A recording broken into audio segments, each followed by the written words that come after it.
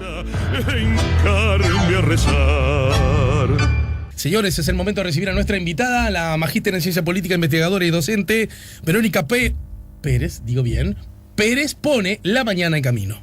Si buscas un portón automático para tu casa o para la oficina, asegúrate que sea fuerte, que sea seguro, que sea práctico, que sea un SEA. Porque solo un portón SEA te asegura el mayor respaldo técnico, un service propio en todo el país y la garantía de todos sus productos. Ingresa en seaportones.uy o llama al 2601-2611. Si vas a elegir un portón, que sea un SEA.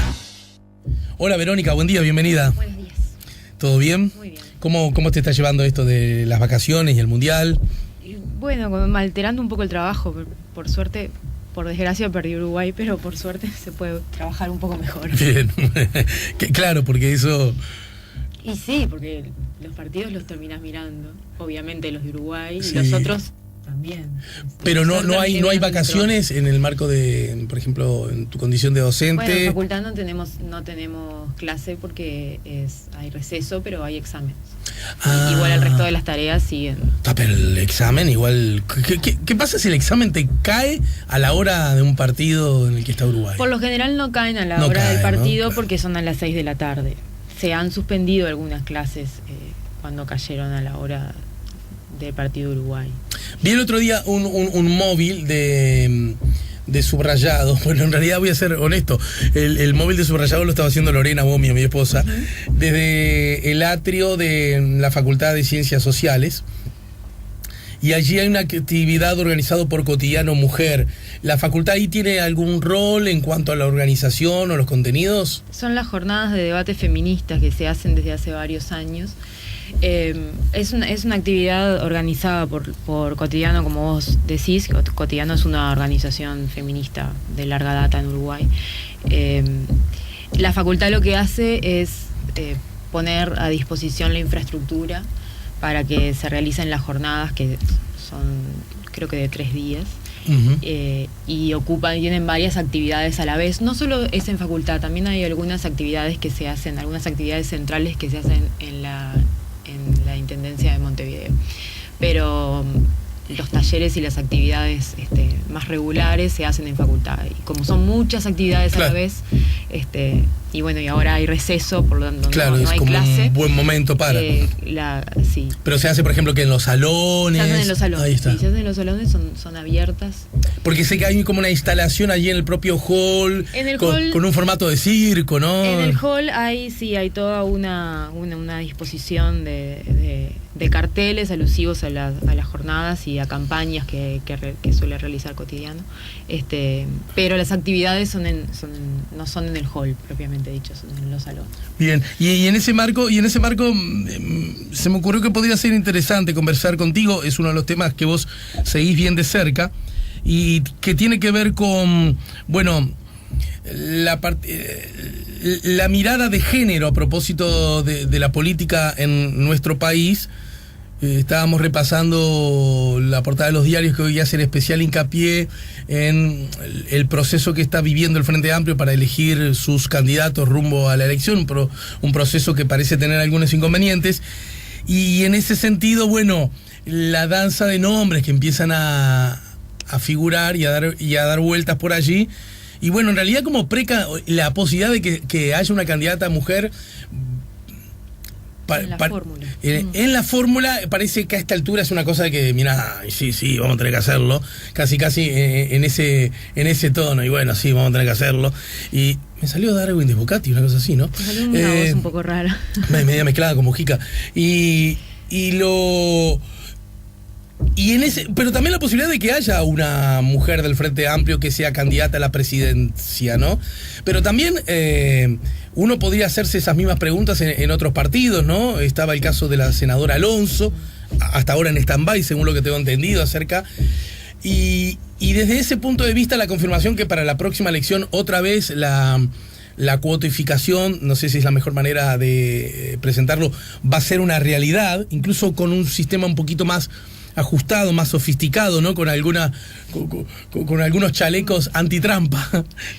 Bueno, ¿dónde estamos parados en ese sentido? Porque por un lado, un día sí, otro también hay femicidios, pero hay también intenciones de respuestas legales para tratar de contenerlo. Se visualiza como un problema que tenemos los uruguayos, pero a su vez hay una rendición de cuentas que no le aporta el poder judicial para que ponga en práctica determinadas cosas que la misma ley propone. En fin, ¿dónde estamos si nos sacamos una foto hoy? Empezando por el primer tema, el de la participación política, como vos decías, a ver, Uruguay nunca tuvo una mujer en una fórmula, integrante de una fórmula electoral competitiva. Ninguno de los tres partidos. Hubo precandidaturas femeninas, ¿no? La más visible en los últimos tiempos fue la de Constanza Moreira. Sí, tu colega. Claro, en el Frente Amplio. Pero nunca hubo una mujer en una fórmula a la presidencia que fuese competitiva, es decir, que tuviese posibilidades de ganar, como sí lo hubo en otros países de la región, donde incluso hubo presidentas, y en este momento, en Argentina hay una vicepresidenta, ¿no? Gabriela Michetti.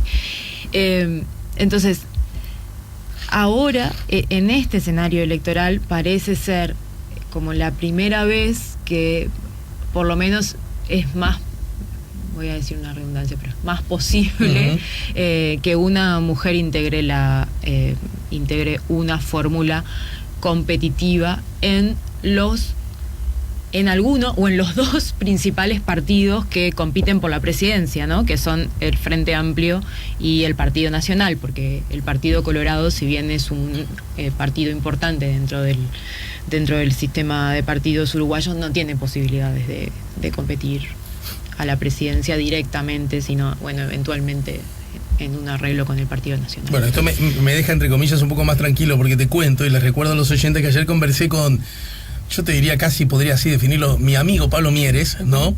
Y hablando de Pablo Mieres, yo decía, bueno, un poco para jugar con cierta picardía, pero también me parece que con cosas que la gente o parte de la gente puede preguntarse, bueno, ¿para dónde rumbearía el Partido Independiente en caso que haya dos opciones con los cuales hacer política y negociar rumbo a una segunda vuelta y la marcoche? Y yo partí de alguna base, bueno, es casi un hecho que va a haber segunda vuelta, ¿no? Como para tratar de tirar el chico lejos. El otro día dije el chico lejos y alguien me dijo, se nota que sos veterano. Me refiero a las bochas. Al bochín. Está perfecto. Bueno, gracias, Vero. Gracias. Yo iba a las bochas con mi papá. Ahí está. Sí. Bueno, entonces para tirar un poco de... segunda vuelta es muy probable que haya. Es muy probable que otra vez más los partidos más votados sean el Partido Nacional y el Frente Amplio. Bueno, las últimas encuestas incluso hablan de que probablemente ni el Frente Amplio, a lo mejor no es el primero, pero bueno, van a ser esos dos, ¿no es cierto? O sea, y es una cosa es hija de la otra. Al ya no haber mayorías parlamentarias, o no habría, estamos diciendo que es más probable aún que haya una segunda vuelta. Eso incluso es más probable aún, ¿no es cierto? Sí, a ver, es probable que haya una segunda vuelta, mirando la intención de lo que dan las encuestas ahora, aunque todavía estamos lejos de la elección, y las encuestas que se están haciendo ahora se están haciendo sin candidatos definidos, ¿no? Entonces, y eso afecta las respuestas de quienes son preguntados en esas encuestas. Entonces, estas encuestas todavía son preliminares. De todas formas, es muy probable que haya una segunda vuelta, como la hubo en la elección pasada, en las últimas dos elecciones. O sea, ¿y por qué es muy probable que haya segunda vuelta? Porque el sistema electoral establece una mayoría que es muy exigente, ¿no? Entonces, bueno, lo conversamos con Pablo ayer, ¿sabes? Correcto. Entonces, y él estaba... Pues es un poco de sentido común, que si un partido obtiene la mayoría parlamentaria, ese partido ya no hay necesidad de ir a una segunda vuelta, ¿no? Ahí hay discusión, ¿no?, sobre la conveniencia de las segundas vueltas. Lo cierto es que nuestra segunda vuelta es muy exigente, porque exige que el partido, para no ir, el partido que obtiene que gana en octubre, ¿sí? Para no ir a una segunda, para que no se produzca una segunda vuelta, tiene que sacar el 50% más un voto, y eso es mucho, ¿no? Hay sistemas sistemas electorales donde la segunda vuelta se produce con umbrales menores, por ejemplo en Argentina, ¿no? En Argentina se va a segunda vuelta si el partido que gana saca el 40% y no se distancia y tiene una distancia del 10% del segundo. Bueno, son umbrales menores. La segunda vuelta que fuimos en la elección pasada era una segunda vuelta que casi era testimonial, ¿no? Porque, las dos últimas en realidad. Sí, las dos últimas en realidad, tenés razón, porque en realidad era muy, muy probable que el Frente Amplio ganara. O sea, era bastante improbable que se revirtiese el resultado, ¿sí? Entonces es muy probable que se vaya a una segunda vuelta debido a esa regla electoral. Respecto a las otras dos cuestiones que vos decías, sí, sobre todo lo de las mayorías parlamentarias, bueno, eso hay que ver un poco todavía, ¿no?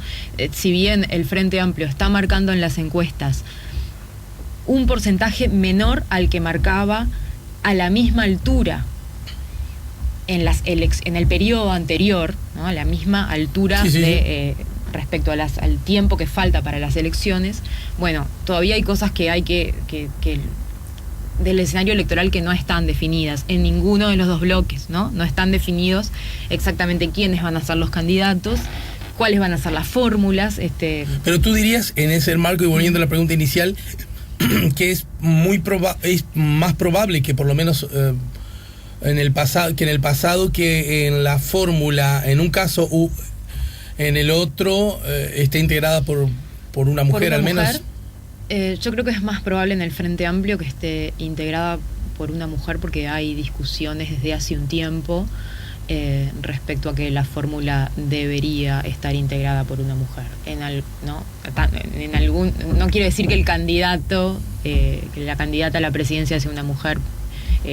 Esa discusión creo que está menos clara. Sí. Pero de hecho el Frente Amplio votó hace el año pasado, me parece.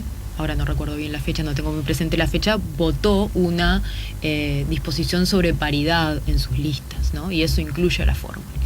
Entonces, y a su vez hay algunas figuras femeninas que aparecen cada vez con más visibilidad en la prensa, y eso es porque el Frente Amplio tiene algunas figuras destacadas, algunas ministras, ¿no?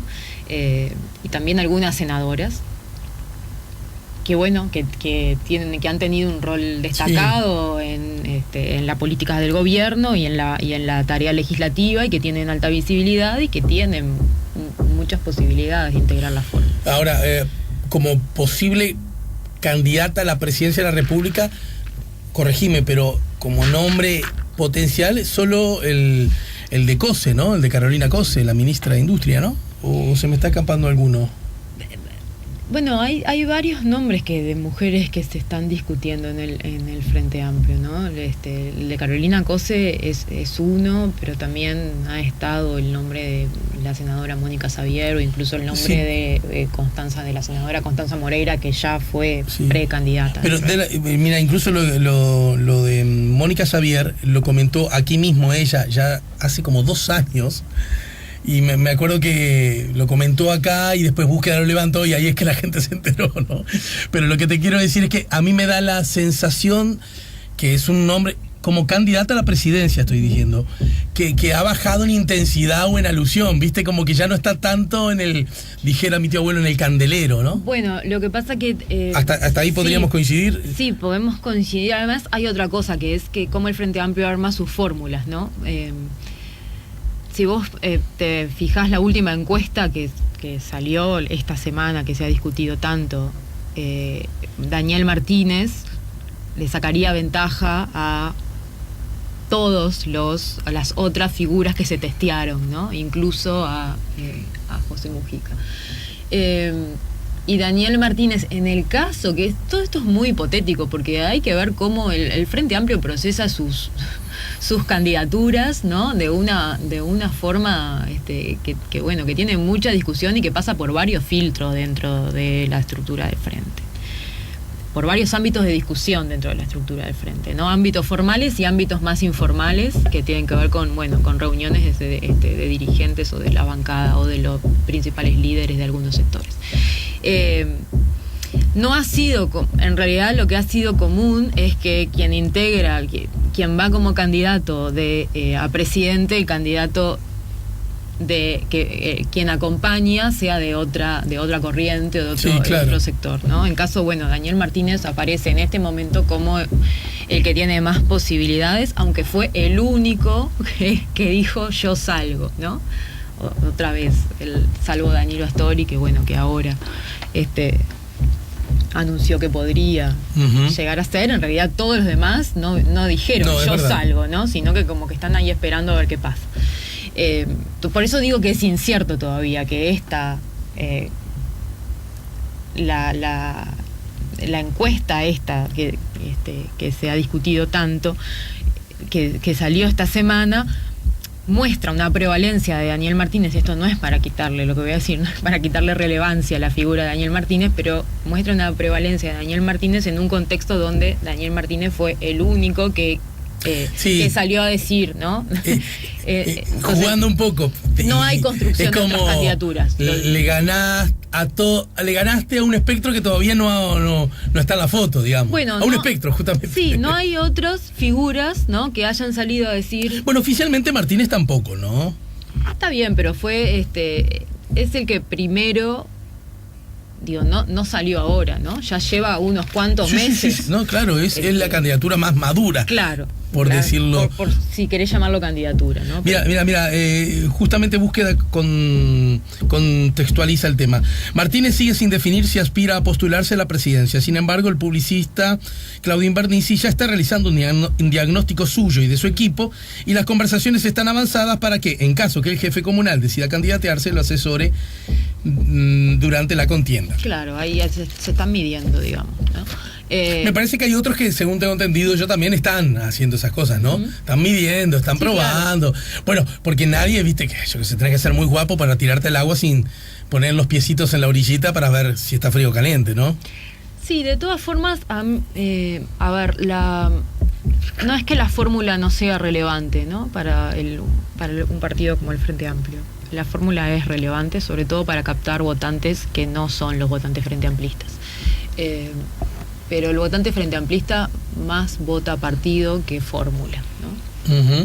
Pero lo que quería terminar la idea respecto al punto anterior, que la integración de quien sea la mujer que integre la fórmula también va a depender de cómo se acomoden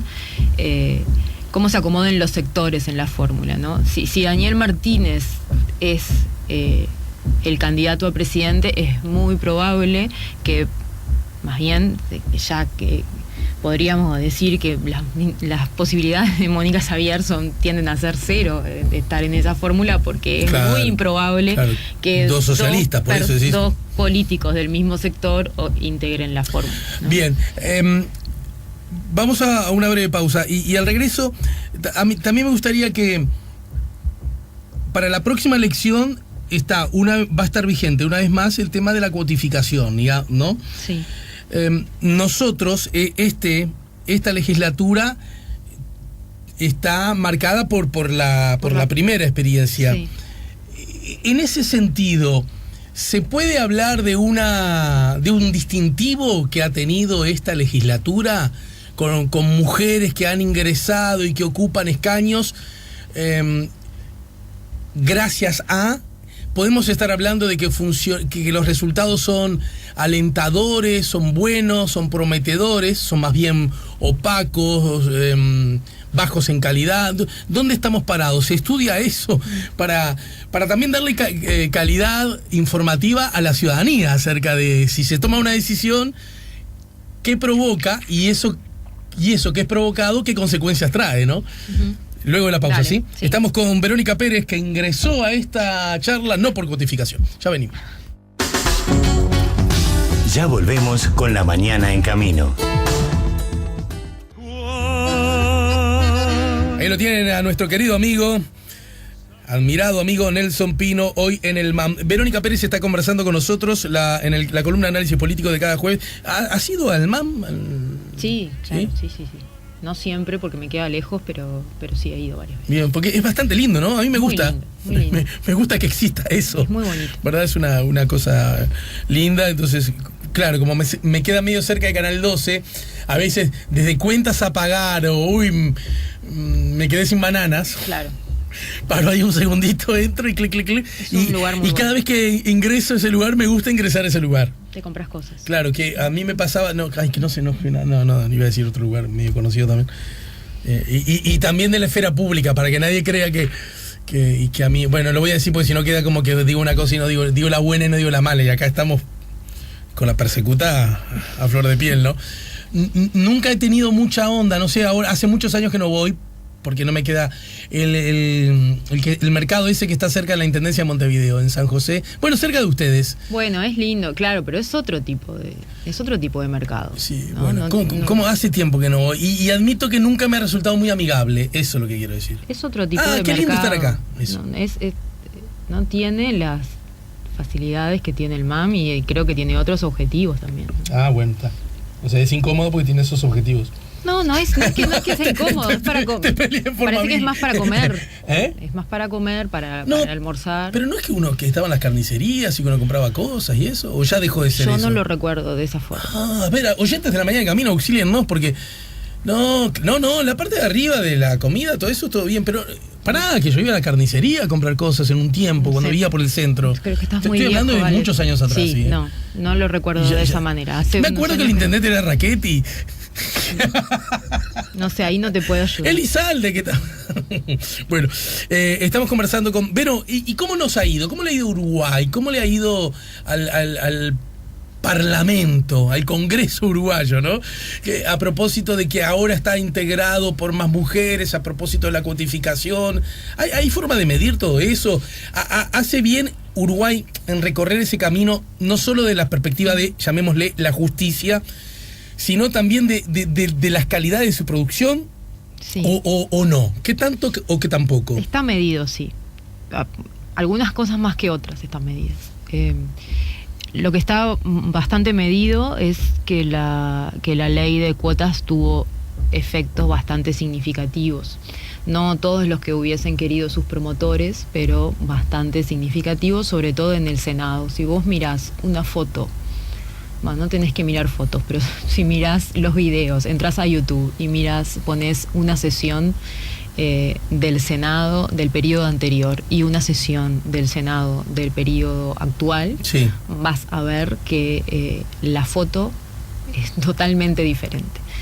El Senado ahora está compuesto por 1/3 de mujeres, ¿sí? Es decir, hay alrededor según las titulares y las suplentes que se alternan, alrededor de 9-10 mujeres en las sesiones. Cuando entran más suplentes hay más. Y nunca el Senado había tenido más de 4 senadoras a la vez como titulares, ¿sí? En esta elección fueron electas 8, ¿sí? Después entró una más por los cambios que hubo.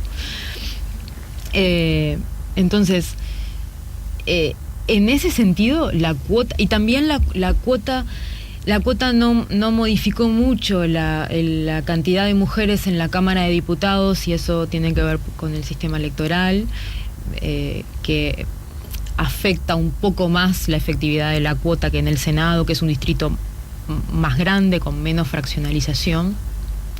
Sin embargo, a nivel de suplentes, sí. También a nivel de suplentes, las mujeres suplentes alcanzaron 1/3. Los otros días hacíamos una cuenta. Si uno mira la cantidad de suplentes que han entrado desde el comienzo de la legislatura hasta ahora, ¿sí? Esas suplentes son 1/3 del total de suplentes. Las suplentes mujeres son 1/3 del total de suplentes, cuando antes no superaban el 15-16%. O sea que se multiplicaron, porque 15-16 sí. al tercio, 33. Sí, todavía no terminó el periodo. Se multiplicó por 2, eso quise decir. Sí, el aumento ha sido muy significativo, ¿no? Y eso, eso no solo tiene que ver con el cambio de la imagen a nivel simbólico, ¿no? Con el cambio de la imagen del Parlamento, sino que da mucho más experiencia entrar como suplente. Es una forma también de adquirir experiencia política, ¿no? Sobre todo para las mujeres que suelen tener menos experiencia política que los varones, por razones obvias, ¿no? Porque entraron después, ¿no? Porque no suelen ser las dueñas de los sectores, las líderes de los sectores, de las fracciones, entonces tienen menos acceso a financiamiento, etcétera, etcétera, etcétera. Entonces, eso por un lado, la cuota tuvo efectos, ¿no? Tuvo efectos, eso es innegable. Hay quienes dicen que algunas mujeres hubiesen entrado igual, sin cuota, y eso es cierto. Hay mujeres que hubiesen entrado de todas formas sin cuota, sin embargo también, y esto está estudiado, hay casos identificados de diputadas y de senadoras que entraron en las elecciones de 2014 que no hubiesen entrado sin cuota, ¿sí? Entonces la cuota tuvo unos efectos cuantitativos importantes, no todos los que podría haber tenido, pero eso tiene que ver con la interacción con el sistema electoral y no es exclusivo de Uruguay, sino que responde a cómo funcionan las cuotas en el mundo. Respecto a la segunda pregunta, ¿a qué hacen las mujeres cuando ingresan? Ahí tenemos menos estudios sobre cómo actuaron las mujeres que ingresaron ahora. Menos estudios no tenemos estudios sobre cómo entraron las mujeres que ingresaron. ¿Porque quizás estamos muy arriba del asunto o porque nadie se ha ocupado de eso? Porque nadie se ha ocupado de eso, creo que porque es como muy reciente. Pero sí hay estudios anteriores respecto a qué hacían las mujeres antes de ser tantas, o sea, tantas entre comillas, ¿no? Porque hay cosas que yo he advertido, pero es una constatación subjetiva, así que cero peso o valor científico.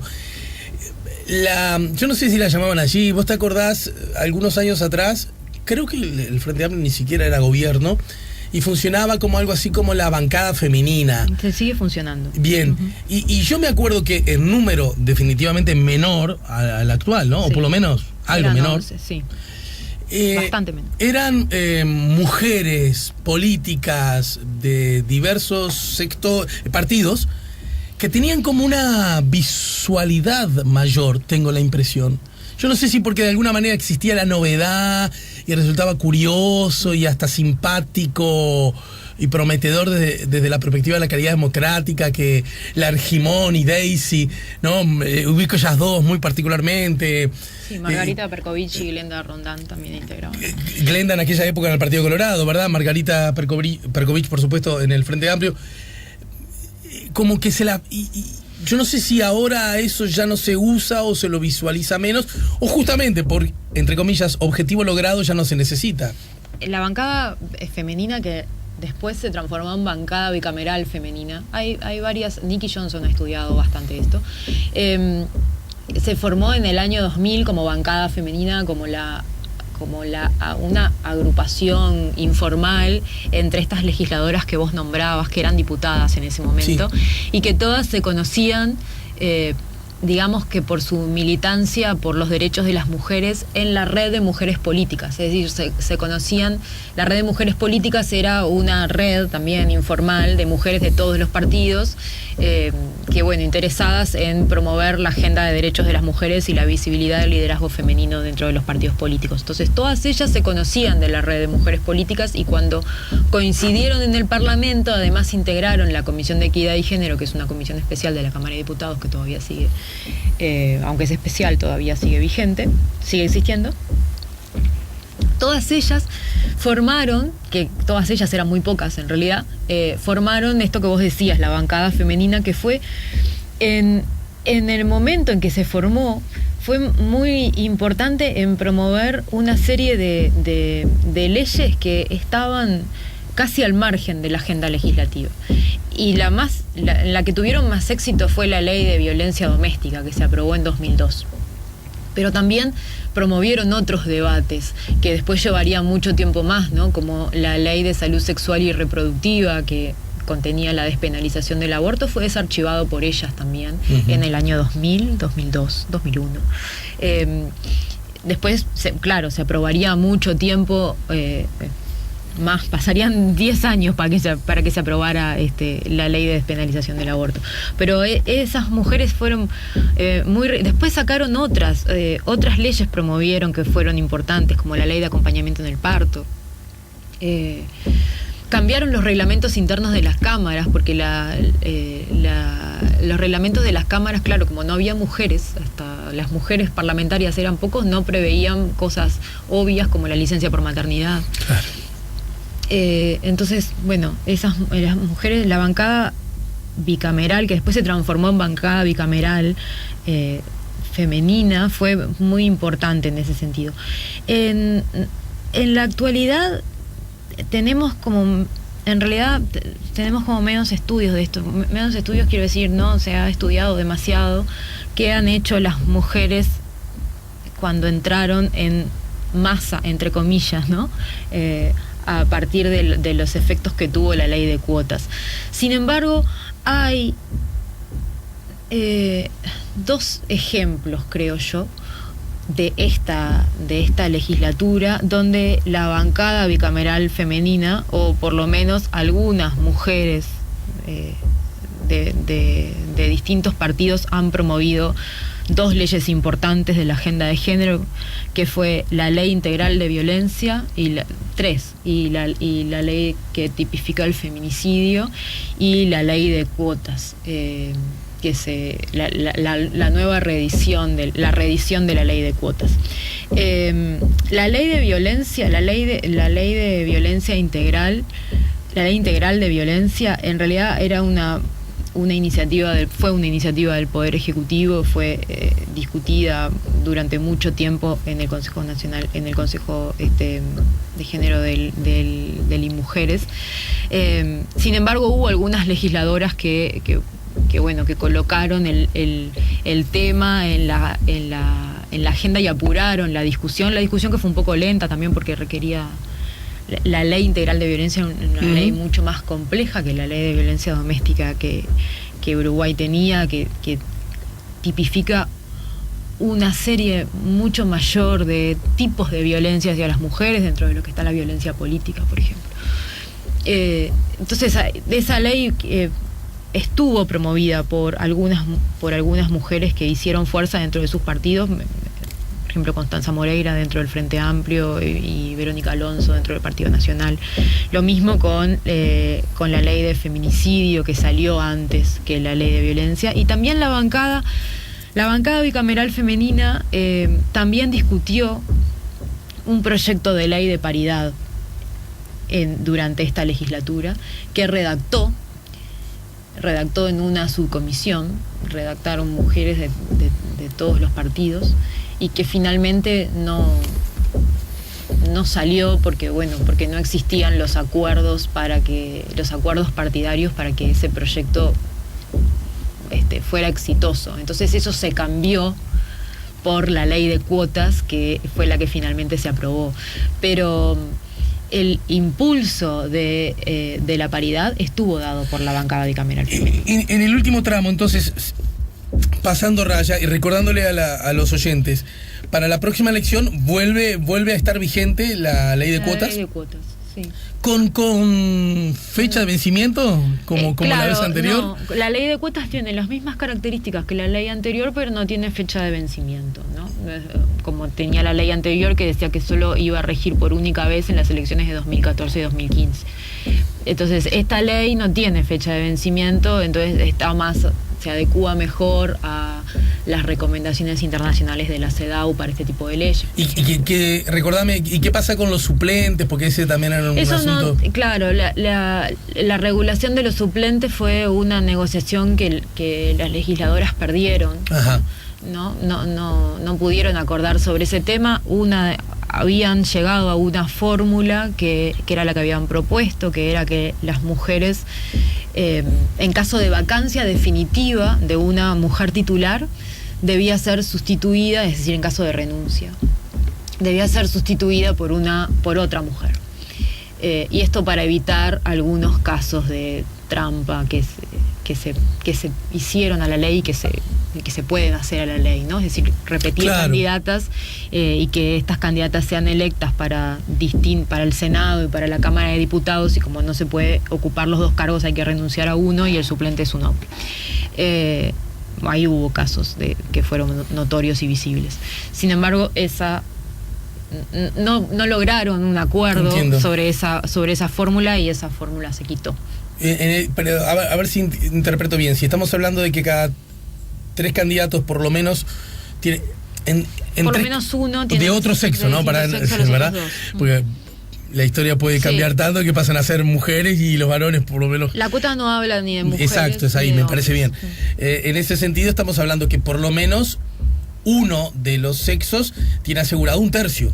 Claro, por lo que hacen los partidos, y eso sí está súper estudiado, por lo general es ubicar a las mujeres en el tercer lugar de la terna, ¿no? Entonces, la terna viene a ser hombre, hombre, mujer, ¿no? Eso es también una de las razones por la que la cuota no tiene sus mayores efectos, tiene mayores efectos, y es porque hay muchas listas que no obtienen 3 bancas, ¿no? Naturalmente. Entonces, si las mujeres ocupan el tercer lugar, bueno, y la lista saca 2, ¿no? Y en todo caso, de aquí a las elecciones del año que viene, si yo te pidiese una especie de, no sé si el término justo es, pronóstico acerca de la participación de la mujer, tanto en las fórmulas presidenciales, ¿tú qué podrías decir? ¿Sentís como que en el Frente Amplio son altas las posibilidades, o más altas que nunca, para decirlo de algún modo, de que en la fórmula haya una mujer? Son más altas que nunca porque es la primera vez que se discute de esta forma, ¿no? Bien. Que se discute. Te lo pregunto de otra manera. ¿Crees que una mujer va a integrar la fórmula del Frente Amplio? Es muy probable que una mujer integre la fórmula del Frente Amplio, sobre todo porque hay una discusión interna respecto a la paridad en el Frente Amplio, que han promovido sobre todo las mujeres y algunos sectores de las nuevas generaciones. ¿Y el Partido Nacional no crees que pueda dar esa posibilidad? Lo digo porque además el Partido Nacional tiene como presidenta de su directorio una mujer, ¿no? Beatriz Argimón, que es que fue una de las integrantes de la bancada, muy trabajadora por la agenda de género dentro del Congreso, dentro del Parlamento. Yo creo que acá me parece que hay menos debate, ¿no? La figura de Verónica Alonso es una figura que ha aparecido como importante y que no sé, aún no está en duda su candidatura, pero es una posibilidad.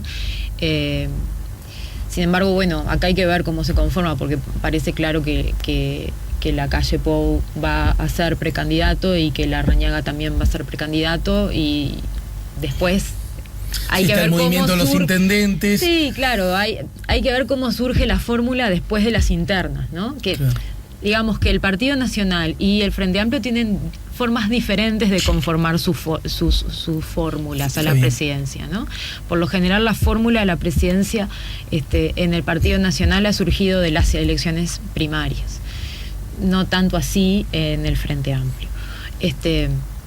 Entonces, que más han sido acuerdos internos y que... Excepto la del segundo periodo, ¿no? Excepto la del segundo periodo. Pero ahí tenía, permito decirlo, tenía también otro objetivo, ¿no? No solo era, van el Pepe y Danilo, ya que ganó el Pepe, va el Pepe primero y Danilo después, emulando aquello de Valle Hierro, ¿no? Sino que también era, por algo que dijiste al pasar hace un ratito, el vicepresidente como un captador de votos un poco más amplio. Y en el caso Mujica era muy notorio que la figura de Astori era una continuidad de lo ocurrido en el primer gobierno, y que diera también más calma a ese votante del Frente Amplio menos radical, si querés, ¿no? Sí, también era como consensuar entre las dos grandes corrientes que hay dentro del Frente Amplio, y también hay una división de las tareas de gobierno, ¿no? Donde Astori, que era el vicepresidente, pero el equipo de Astori siguió estando al frente de toda la cuestión económica, ¿no? sobre todo, bueno, OPP al principio quedó para un costado, pero después, pero ha sido muy diferente la forma de conformar la fórmula en el Partido Nacional que en el Frente Amplio. Por eso a mí me parece que en el Partido Nacional todavía hay como que esperar un poco más para ver, bueno, quién gana. Lo que me permito, claro, yo estoy menos obligado que vos, no tengo el buen corset, digamos, del analista, ¿no? Yo veo difícil que haya una opción para ser candidata a la presidencia de cualquiera de los partidos con chance de ganar la elección. Bueno, ¿no? sí, eso es bastante también. Dicho de otra manera, no va a ser en el próximo periodo que Uruguay tenga una presidenta mujer. No, sobre todo porque ya se han posicionado varios líderes, ¿no?, que son hombres. O sea, se han posicionado como aún dentro de esta incertidumbre, ¿no? Se han posicionado mejor los hombres que las mujeres, y también es cierto que hay más hombres líderes que mujeres. Y esto tiene que ver con la poca participación que han tenido las mujeres en altos cargos de decisión política y de visibilidad, ¿no? En la medida en que haya más mujeres senadoras, que son cada vez más visibles, y más mujeres ministras, así es como se alimentan las fórmulas presidenciales. Si vos mirás cómo han llegado las mujeres a la presidencia en Chile y en Argentina, antes, o sea, no eran outsiders, ¿no? Bachelet había sido ministra, bueno, en Brasil también Dilma había sido ministra, Cristina Fernández había sido legisladora varios periodos. Claro. Entonces, lo que quiero decir es no surgen de la nada los liderazgos, ¿no? Más en sistemas como el nuestro, que son tan partidocéntricos, es decir, donde hay pocas probabilidades que salgan los candidatos de fuera de los partidos, es decir, candidatos sin carrera, bueno, el caso de Novik, pero digo... Bueno, que ahora mandó, no sé en qué está el tema de la licitación famosa, ¿no?, para intendentes, pero a lo mejor gana la licitación un par de mujeres en las intendencias. Bueno, pero en realidad también el caso de Novik termina siendo una candidatura que no marca, o sea, que no es relevante electoralmente, en el sentido de que no tiene chances para llegar a la presidencia, ¿no? Lo decía más en relación a los dos grandes partidos que tienen posibilidad. Y también lo pregunté desde ahí también. Claro. Bueno, muchas gracias, Vero, por hoy. Gracias a vos. Gracias por el tiempo. Pero no estoy no estamos haciendo penca, pero ¿cómo ves la final Francia-Croacia? Yo creo que gana Francia 1-0. Muy bien. Luce como el favorito, ¿no? ¿El favorito mío, no? No, desde el punto de vista deportivo, ¿no? Luce Francia como el favorito. Es probable. ¿Sabés que yo pronostiqué que Francia le ganaba a Uruguay? En Canal 12 lo pronostiqué. Qué feo, qué fea actitud. Bueno, no sé. Le erré yo, ¿no? No. Vos decís que es por eso, porque yo dije... Y capaz que fue por eso. A lo mejor. Y del mismo modo que dije eso, ahí yo sostenía, bueno, pero eso fue en ronda de amigos, que Uruguay, si lograba pasar con Francia, yo le tenía bastante fe a Uruguay.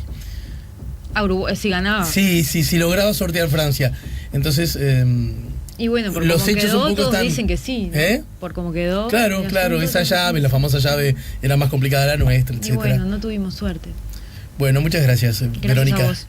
Si buscas un portón automático para tu casa o para la oficina, asegúrate que sea fuerte, que sea seguro, que sea práctico, que sea un SEA. Porque solo un portón SEA te asegura el mayor respaldo técnico, un service propio en todo el país y la garantía de todos sus productos. Ingresa en seaportones.uy o llama al 2601-2611. Si vas a elegir un portón, que sea un SEA.